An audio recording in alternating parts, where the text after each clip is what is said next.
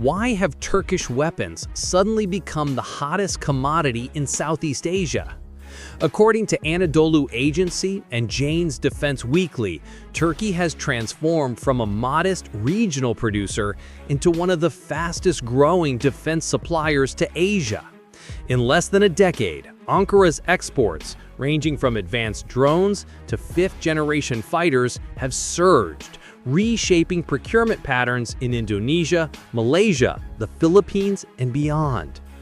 The timeline begins around 2019, when Ankara shifted its defense strategy. Facing political isolation in the West, President Recep Tayyip Erdogan and Turkey's defense industries targeted Asia and Africa. According to Stockholm International Peace Research Institute, SIPRI, Turkish arms exports rose by nearly 70% between 2018 and 2023. The result? Southeast Asia became one of the most lucrative new markets. Why did the region open its doors?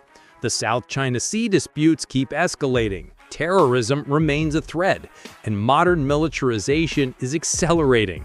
For decades, Southeast Asia relied on American F-16s, Russian Sukhois, and Chinese patrol boats.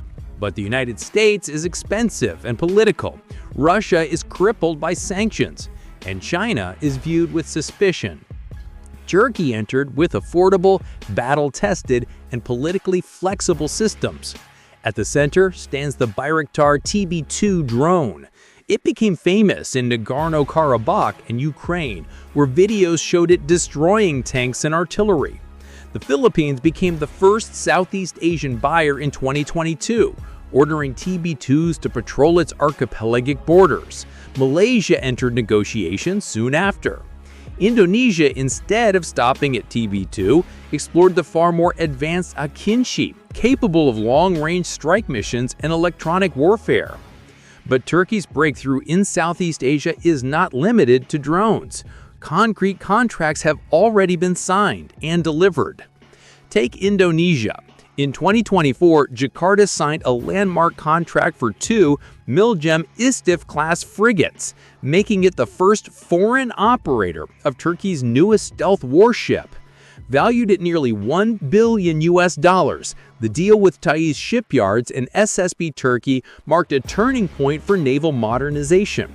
According to Defense Security Asia, these frigates will be delivered with Turkish-built Atmaca anti-ship missiles, creating new capabilities for the Indonesian Navy. Even more dramatic, Indonesia became the launch export customer of the Turkish KAAN fighter jet, the fifth-generation stealth aircraft still in advanced testing.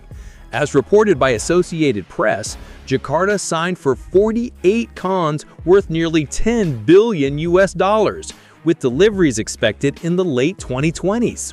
It is the biggest single defense deal between Turkey and Southeast Asia. Indonesia also purchased 45 Atmaca anti-ship missiles in January 2024.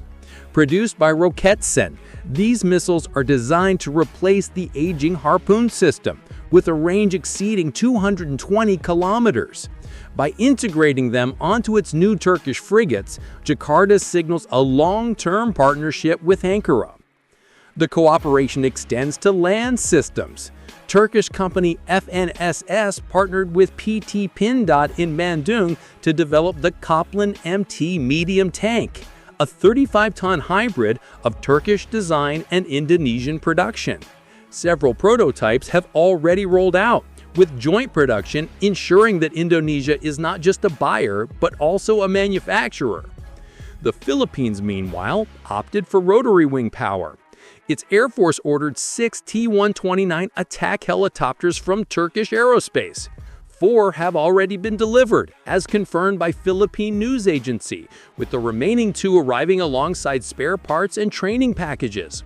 These attack helicopters are being deployed against insurgents in Mindanao, proving Turkey's systems are not only sold, but actively used in combat operations across Southeast Asia. This list of real contracts makes one thing clear. Turkish arms are no longer speculative. They are operational in Southeast Asia today. Military analysts see Ankara's strategy as smart and multi-layered. Unlike American or European systems, Turkish arms come without strict political conditions. Unlike Russian weapons, they are not restricted by sanctions. Unlike Chinese offers, they do not trigger suspicion of hidden influence. And crucially, Turkey offers co-production, as seen with the Copland tank and potential drone assembly lines. Still, risks are real. If one nation suddenly gains access to advanced Turkish systems while its rival does not, the balance could shift.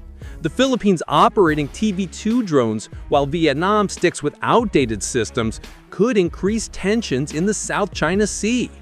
Indonesia's future KAAN fleet could pressure neighbors to seek their own stealth jets. According to Jane's Defense Weekly, the potential for an arms race is clear. Globally, Turkey's rise carries consequences. Within NATO, some see it as a projection of alliance influence into Asia. Washington, however, is uneasy about losing market dominance. Russia sees Ankara eating into what used to be its lucrative Southeast Asian arms market. And China quietly monitors the spread of Turkish warships and missiles in waters where its own fleet already faces pushback. Economically, the benefits for Turkey are huge. Its defense industry generated over $4 billion in exports in 2023, a record figure reported by Turkey Aid Today. Contracts in Southeast Asia are expected to boost that number significantly over the next decade, creating thousands of jobs in Ankara, Istanbul, and Konya. Critics warn of risks like corruption in arms procurement, escalations in disputed waters, and dependency on new suppliers.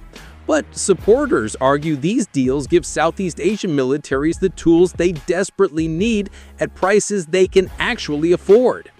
In the end, Turkish weapons are conquering Southeast Asia not just because they are cheaper, but because they arrive at the right time with the right mix of technology and political flexibility. From Bayraktar drones flying over disputed waters, to MILGEM frigates soon patrolling Indonesia's seas, to KAAN stealth fighters preparing for export, Turkey is embedding itself deeply in the region's security architecture. The question is not whether Turkey has entered Southeast Asia, but how far it will go. Will Ankara use these contracts merely as commercial ventures or as leverage for geopolitical influence? Will the rise of Turkish arms bring stability or fuel a more dangerous competition? Now it's your turn, viewers, to decide. Is Turkey simply a weapons dealer or a new power reshaping Asia's balance? Leave your comments below, subscribe, and enable notifications so you don't miss the next deep military analysis.